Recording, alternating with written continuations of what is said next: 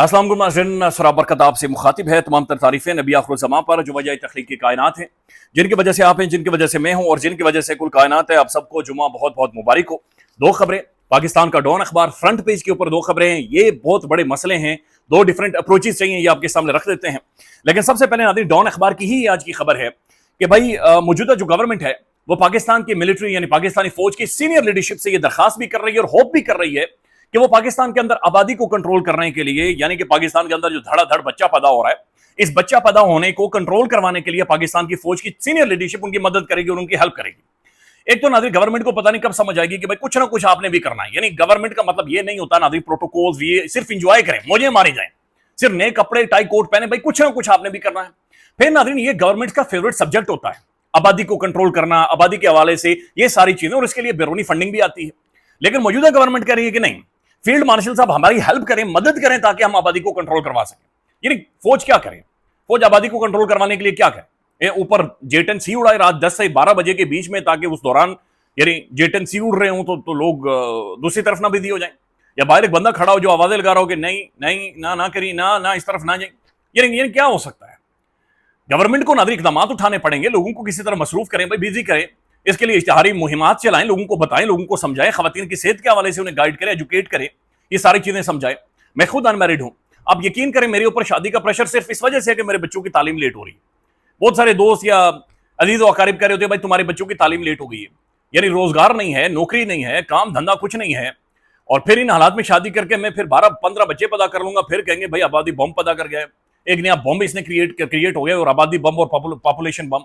ये वेला बंदा क्या करेगा नाज़रीन, वेला बंदा, और ऊपर से नाज़रीन पाकिस्तान में वैसे ही बत्ती नहीं आती। अब देखिए इसके ऊपर नाज़रीन बंदा क्या बात करे, ये एक बहुत ही नॉन फैमिली फ्रेंडली कंटेंट हो जाता है। लेकिन ये इकदाम गवर्नमेंट को करने चाहिए, खुलकर होने चाहिए नाज़रीन, इसकी तशहीर होनी चाहिए, लोगों को एजुकेट करें, खवातीन को एजुकेट करें, उन्हें बताएं, प्रोटेक्शन के हवाले से उन्हें समझाएं, और उन्हें बताएं कि भाई ये बहुत सीरियस मसला है, बड़ा संजीदा मसला है। बल्कि मुल्क के अंदर नाज़रीन मुख्तलिफ ममालिक के अंदर इमरजेंसी डिक्लेयर हो जाती है, इमरजेंसी डिक्लेयर करते हैं, लिटर पेड होती है कि जनाब अगर तूने तीसरा चौथे बच्चे की तरफ बच्चा पैदा करवाया, यानी बाकी जो इंजॉय लेकिन जो बच्चा नहीं पैदा करवाना, तो इसके लिए गवर्नमेंट को नाज़रीन ऐसे इकदाम, संजीदा नौयत के इकदाम करने चाहिए, गवर्नमेंट को एक पॉलिसी बनानी चाहिए, उसकी इंप्लीमेंटेशन होनी चाहिए।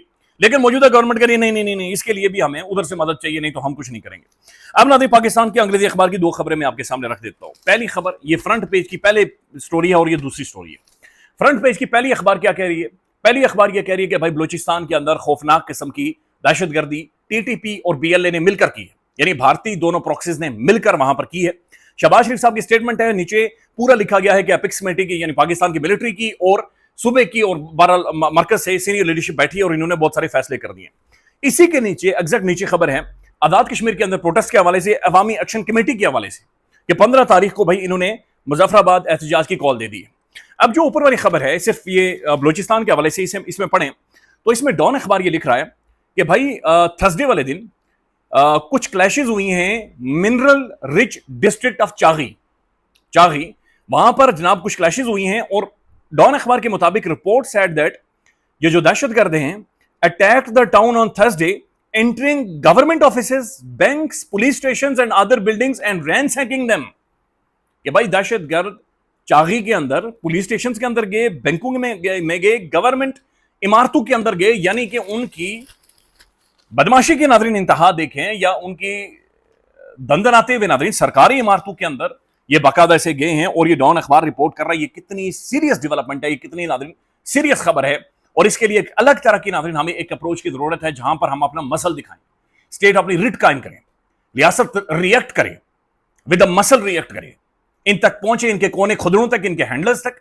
इनके सेफ हेवंस तक, इनके स्लीपर सेल्स तक पहुंचे, and once for all fix them, neutralise them. ये इस तरह से नहीं होगा, इनको फिक्स करना नाज़रीन जरूरी। और दूसरी खबर जो इसी के नीचे है ये आजाद कश्मीर के हवाले से है, और ये डॉन अखबार ये लिख रहा है the proscribed joint Awami action committee announced on Thursday that it would resume its long march on Muzaffarabad on June 15th.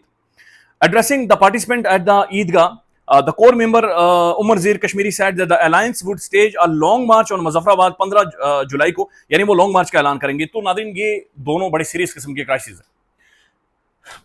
Balochistan वाला इशू जो है नाज़रीन वो बहुत ज्यादा सीरियस है, चूंकि जाने जा रही है हमारी वहां पर we need a different approach, very different approach. We have to be very much clear پیل دیں, پھینٹ دیں, یعنی فکس دیں. یہ کوئی نیشنلزم نہیں ہے بلوچستان کے اندر, یہ کوئی ناظرین ڈپریویشن نہیں ہے, یہ اسٹریٹ کلیئرلی باربرزم ہے, یہ بدماشی ہے, یہ بھارتی پراکسیز ہیں, انہیں فنڈ کیا جا رہا ہے, انہیں پیسہ دیا جا رہا ہے. یہ سلیپر سیلز کا استعمال کرتے ہوئے نہ یہ پنجابیوں کو چھوڑتے ہیں, نہ سندھیوں کو چھوڑتے ہیں, نہ بلوچوں کو چھوڑتے ہیں, ناظرین کسی کو نہیں چھوڑتے. یہ کسی کو نہیں, یہ پولیس آفیشل ناظرین انہیں لے جا کر ان کی جستے خاکی کے ساتھ انہوں نے جو کچھ کیا ہے. آزاد کشمیر کے اندر ناظرین ہمیں ایک ڈیفرنٹ اپروچ کی ضرورت ہے, ہماری گورنمنٹ کی جانب سے بھی, اور آزاد کشمیر کے اندر جو وہاں پر جو پروٹیسٹرز ہیں ناظرین ان کی جانب سے بھی. وی نیڈ اے ریکنسیلیشن, ہمیں کوئی نہ کوئی سلوشن چاہیے, ہمیں اس کا حل نکالنا ہے, ہمیں ایک پولیٹیکل سلوشن کے لیے جانا ہے. خدا کا واسطہ ہے اس کا کوئی پولیٹیکل حل نکالنا ہے. یہ نفرت کسی بھی طور پر ناظرین قابل قبول نہیں ہو سکتی. پاکستانی اور کشمیری کے درمیان میں اس کا کوئی نہ کوئی پولیٹیکل سلوشن, کشمیر کی جو سیاسی جماعتیں ہیں وہ برائے مہربانی کم از کم ان چیزوں کو دیکھیں اور انڈرسٹینڈ کریں اور آگے بڑھیں. بلکہ میں اسی اخبار ناظرین ڈان اخبار کے اندر ہی یہ آپ آگے جاتے ہیں, آج اس میں ایک کالم لکھا گیا, بہت انٹرسٹنگ کالم ہے, اور یہ پڑھنے سے واقعتاً تعلق رکھنا, نہ صرف پڑھنے سے بلکہ اس پر عمل کرنا چاہیے.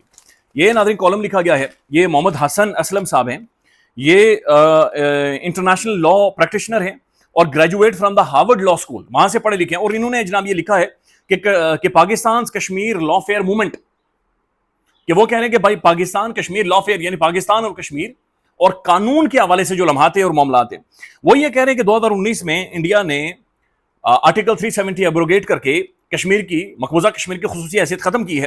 لیکن اس وقت جو رائٹ ناؤ پاکستان کے پاس موقع ہے, یہ ونس ان سینچری پاکستان کے پاس موقع ہے, یہ ایک ایسا موقع ہے, اور اس کی ڈپلومیٹک شیلف لائن ان کے مطابق جو لکھا ہوا ہے یہ بڑی کم ہوتی ہے.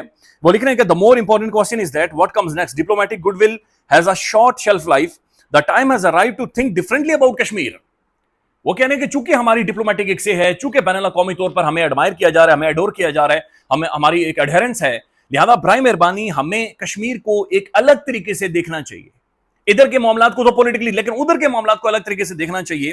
وہ یہ کہہ رہے ہیں کہ ہمیں کرنا یہ چاہیے کہ بھائی ہم اقوام متحدہ کے پاس جائیں, اور ہم نے جنرل اسمبلی سے ایک ریکویسٹ کرنی چاہیے. یہ جنرل اسمبلی اقوام متحدہ کی سیکیورٹی کاؤنسل نہیں, جس کے 5 پرماننٹ ممبرز ہیں اور چیزیں ویٹو ہو جاتی ہیں. اس کے علاوہ وہ کہہ رہے ہیں کہ جناب آپ ایک کانسنسس بنائیں, ایک الائنس بنائیں, اور یونائٹڈ نیشن کی جنرل اسمبلی کے ذریعے ایک ایڈوائزری اوپینین یا ریکویسٹ کروائیں انٹرنیشنل کورٹ آف جسٹس سے, یعنی عالمی عدالت انصاف سے ریکویسٹ کروائیں اقوام متحدہ کے اندر لابنگ کر کے, ایک الائنس بنا کر, ایک میسو الائنس بنا کر, کہ جو انڈیا نے یونیلیٹرلی مقبوضہ کشمیر کے حوالے سے کیا ہے, اور جو اس نے کشمیریوں کے جو بنیادی رائٹ ہے کہ وہ خود بخود یعنی خود چوز کریں گے ایک پلیبیسائٹ کے ذریعے, رائے شماری کے ذریعے کہ کشمیر کا فیصلہ کیا ہونا چاہیے, اس کے لیے اس کے لیے انٹرنیشنل کورٹ آف جسٹس, بین الاقوامی عدالت انصاف سے باقاعدہ سے ایک آرڈر لیں. بے شک اس کا اطلاق نہ ہو, لیکن دس از ہاؤ کہ کشمیر نے وہاں کی جو بنیادی حیثیت ہے اسے ختم کیا ہے. لہذا اس کے لیے we need an international document, we need an order from the بین الاقوامی کورٹ, اور یہ اقوام متحدہ کی اس کے پیچھے بیکنگ ہو, اقوام متحدہ اس کے لیے کوئی باقاعدہ سے ریکویسٹ کرے اور ایک ایڈوائزری اوپینین لے, اور اس کے بعد آپ انڈیا کے اوپر باقاعدہ سے پریشر ڈالیں, دباؤ ڈالیں, تاکہ کشمیریوں کے سیلف ڈٹرمنیشن اینڈ کے جو رائٹس ہیں وہ پریزرو ہو سکیں. اور یہ بار بار اس چیز کے اوپر زور دے رہے ہیں کہ بھائی اس چیز کو آپ پش کریں کہ پاکستان اپنی ڈپلومیٹک گڈ ول کا استعمال کرے اور یہاں پر ان چیزوں کو اس طرف لے کر جائے. This is what we need to think on. ناظرین پاکستان بہت زیادہ انٹرنیشنل اچیو کر چکا ہے, امریکہ ہمارا شکریہ ادا کرے. جے ڈی وینس کہہ رہا ہے کہ میں اپنی بیوی کے ساتھ جتنی بات کرتا ہوں, میں 2 بندوں سے بات کرتا ہوں, بیوی کے ساتھ اور فیلڈ مارشل صاحب کے ساتھ. ٹرمپ کھڑے ہو کر دنیا بھر میں ٹویٹس کے ذریعے, میسیجز کے ذریعے, بات چیت کے ذریعے فیلڈ مارشل کا شکریہ ادا کرے. ایران فیلڈ مارشل کا شکریہ ادا کر رہے ہیں, پاکستان کا شکریہ ادا, سعودیز ہماری طرف دیکھ رہے ہیں. مشرق وسطیٰ کے اندر ناظرین کی جو سیکیورٹی ہے وہ پاکستان دیکھ رہا ہے. چائنا کے ساتھ ہمارے بڑے اچھے تعلقات ہیں. اس کے بعد ناظرین ایک ترکی کے ساتھ ہمارے بڑے اچھے تعلقات ہیں. لہذا we can push for this. ایک میسو پاکستان کی ڈپلومیٹک ایکسیلنس ہے اس وقت, ہمیں اس گڈ ول کو ناظرین استعمال کرنا چاہیے. آئی ہوپ سو ناظرین کہ ہم ایک بہتر سمت میں بڑھیں اور چیزوں کو فکس کریں, کم از کم ان اخباروں کو دیکھ کر ہی ناظرین ہمیں سمجھ آ جانی چاہیے. اب ناظرین انڈیا کے اندر صورتحال یہ ہے کہ دلجیت دوسانجھ کی زندگی بتایا جا رہا ہے کہ خطرے میں, اور دلجیت دوسانجھ کو چیت کیا جا رہا ہے. دلجیت دوسانجھ کی جو فلم ہے ستلج, جس کے اندر انڈیا کے اندر پنجاب میں جو حیوانیت پھیلائی گئی ہے ناظرین, اس کی کہانیاں نکل کر سامنے آ رہی ہیں, اس کے جو قصے نکل کر سامنے آ رہے ہیں وہ اتنے خوفناک ہیں, اتنے ٹیریبل ہیں ناظرین کہ روح کانپ جاتی ہے, عقل دنگ رہ جاتی ہے. وہ جس طریقے سے بتایا جا رہا ہے کہ گردواروں کے باہر کیا ہوا, اور وہ آج تک وہ کہہ رہے ہیں کہ وہ کہتے ہیں کہ لاشیں نہیں پہچان سکے. اور یہ ستلج فلم ہے. اس کے بعد ناظرین دلجیت کو خیر انڈیا سے تو بھگا دیا گیا ہے لیکن انہیں دنیا کے مختلف ممالک میں چیز کیا جا رہا ہے. اور پنجاب کے اندر ناظرین ایک نئی لہر دوڑی ہے. پنجاب انڈیا کا سوال کر رہا ہے. آج بہت سارے سوالات ہیں ناظرین اس نے اٹھا دیے, اور آج انڈیا کا جو پنجاب ہے ناظرین وہ محسوس کر رہا ہے کہ ان کے ساتھ کچھ بہت بڑی زیادتی ہوئی ہے, کچھ بہت بڑا ظلم ہوا ہے. لہٰذا ایک فلم میں ناظرین بھارت کے اندر اور خاص طور پہ پنجاب کے ڈائنامکس کو بھارت کے اندر بدل کر رکھ دیا. خیال رکھیے گا, اپڈیٹ کریں گے. اللہ حافظ.